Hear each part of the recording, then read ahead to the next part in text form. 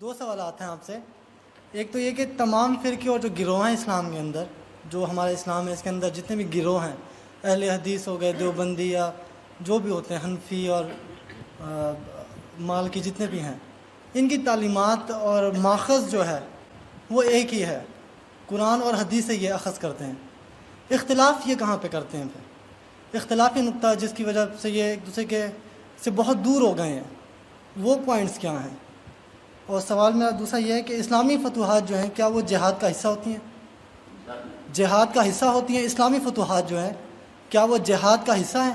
اسلامی فتوحات، جی. پہلی بات تو یہ ہے کہ یہ جو آپ نے گروہ گنوائے ہیں یہ مسلک ہیں، حنفی، مالکی، شافعی، حنبلی، سلفی. اصل خرابی ان میں جو تلخی ہے اور ایک دوسرے کو برداشت نہ کرنا، ایک دوسرے کو لیے تکفیر کے فتوے دینا، یہ خرابی ہے.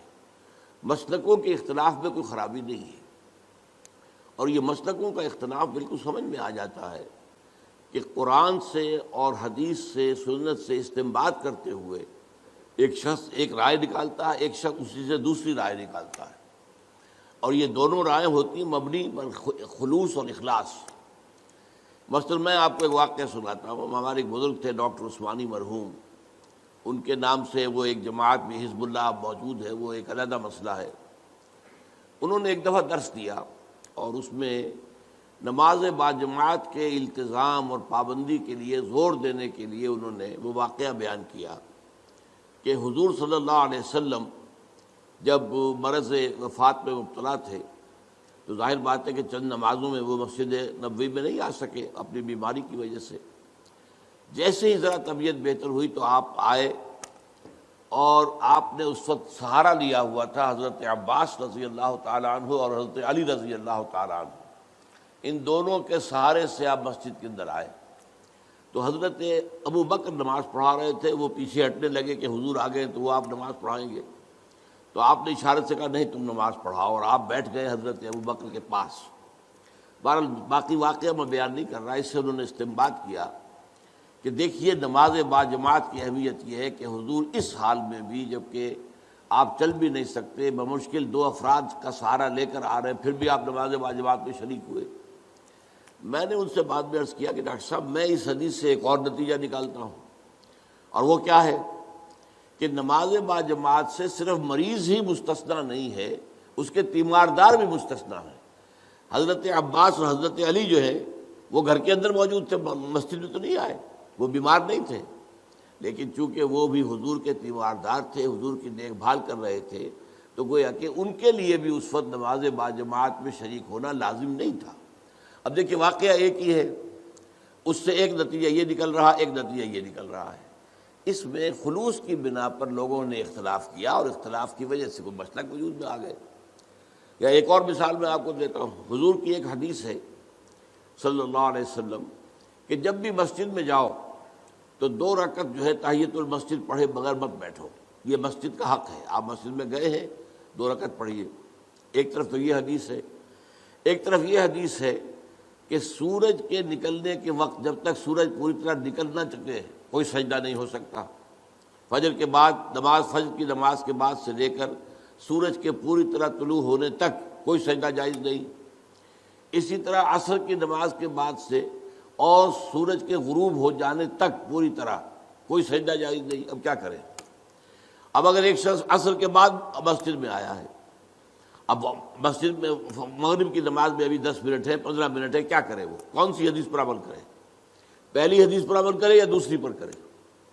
پہلی حدیث پر عمل کرتا ہے تو گویا کہ وہ ممنوع اوقات میں سجدہ کر رہا ہے. دوسری پر عمل کرتا ہے تو جو پہلی حدیث ہے اس پر عمل رہ گیا.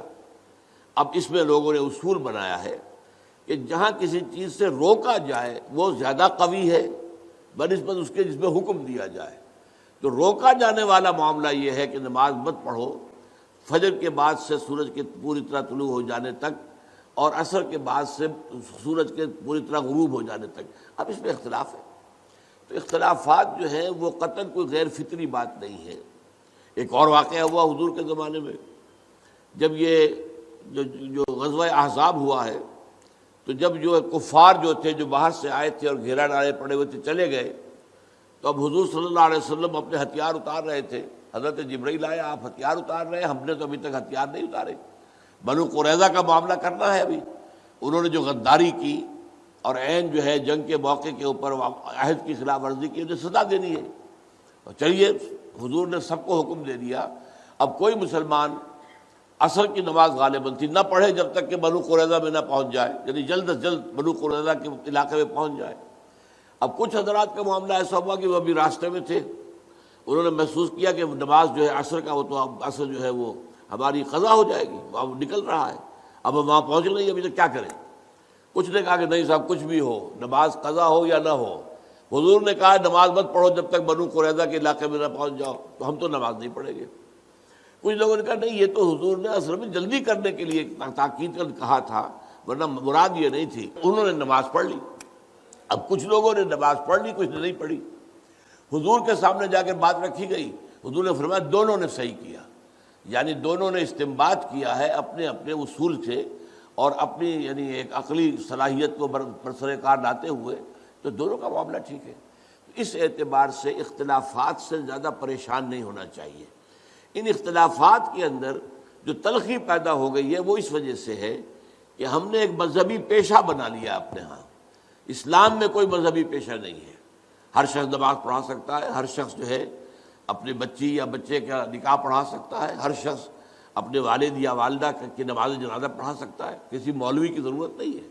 لیکن ہم چونکہ پڑھتے نہیں، دین ہم نے سیکھا نہیں، ہم نے دنیاوی علوم حاصل کیے ہیں، تو ہم نے ایک پیشہ بنا لیا۔ وہ پیشہ جو ہے، اور پیشے کے اندر ظاہر بات ہے کہ پھر آپ کو معلوم ہے کہ وہ تلخیاں پیدا ہو جاتی ہیں، جس کو آپ کہتے ہیں پروفیشنل جیلسیز، یہ پروفیشنل جیلسی از اے رول۔ تو اس وجہ سے زیادہ خرابی پیدا ہوئی ہے، ورنہ ان مسالک کے اندر کوئی خرابی نہیں ہے، یہ استنباط کے اختلافات ہیں اور خلوص کے ساتھ کیے گئے۔ اب فتوحات اصل میں دیکھنا یہ ہوگا کون کر رہا ہے، کس نیت سے کر رہا ہے۔ ایک فتوحات وہ ہیں جو خلافت راشدہ میں ہوئی ہیں۔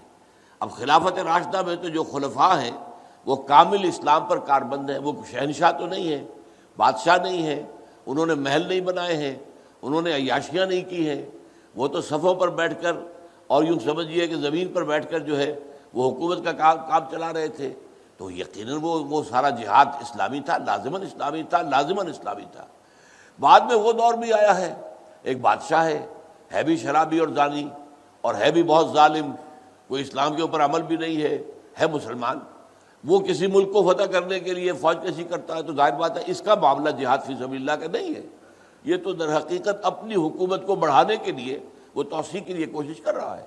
تو یہ سارا ڈیپینڈ کرے گا اس پر کہ ہے کون جو شخص یہ کام کر رہا ہے۔ خلفائے راشدین نے کیا تو خالص جہاد تھا، اس میں کوئی شک ہی نہیں، اس سے زیادہ پاک اور اس سے زیادہ صاف اور پیور اور جہاد فی سبیل اللہ کون سا ہوگا۔ لیکن یہ کہ بعد کے حالات جو ہے جو بہت خراب ہوئے، درمیان میں کچھ درمیانی حالات بھی ہیں، نسبتاً بہتر لوگ بھی تھے، انہوں نے بھی فتوحات کی ہیں، اب ان کا حکم بھی اب آپ چھوڑیے اللہ پر، ان کے جو نیتیں ہیں، اللہ تعالیٰ نیتوں کا جاننے والا ہے۔